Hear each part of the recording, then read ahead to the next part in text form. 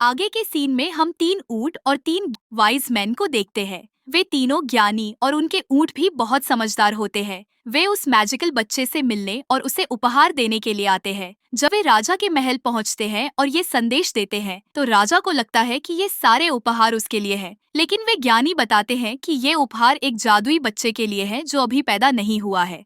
इतना सुनते ही राजा उन्हें गिरफ्तार करवा लेता है और अपने 2 खतरनाक सिपाही और 2 शिकारी कुत्तों को उस मैजिकल बच्चे को पैदा होने से पहले ही मारने के लिए भेज देता है। इधर हम उसी चूहे को देखते हैं जो हमने कहानी की शुरुआत में देखा था।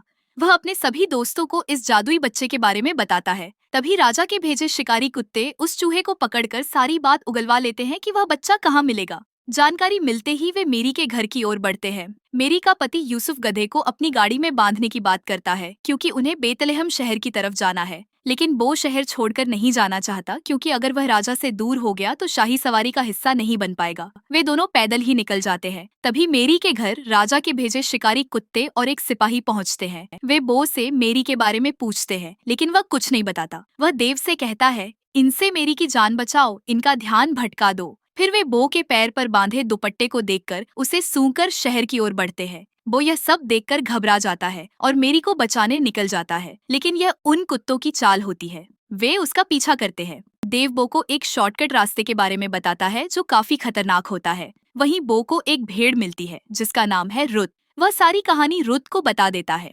रुत बो को बताती है कि वह भी आने वाले मैजिकल बेबी का बेसब्री से इंतजार कर रही है और बो के साथ मेरी को बचाने निकल जाती है। उधर तीनों ऊंट महल में जाकर राजा की साजिश सुन लेते हैं कि कैसे वह उस बच्चे को मारना चाहता है। राजा उन्हें छोड़ देता है, यह कहकर कि जाओ और उस भविष्य के राजा को ढूंढकर ये उपहार दे दो। लेकिन तीनों ऊंट समझ जाते हैं कि वह राजा उनके जरिए उस बच्चे तक पहुंचना चाहता है और उसे खत्म करना चाहता है।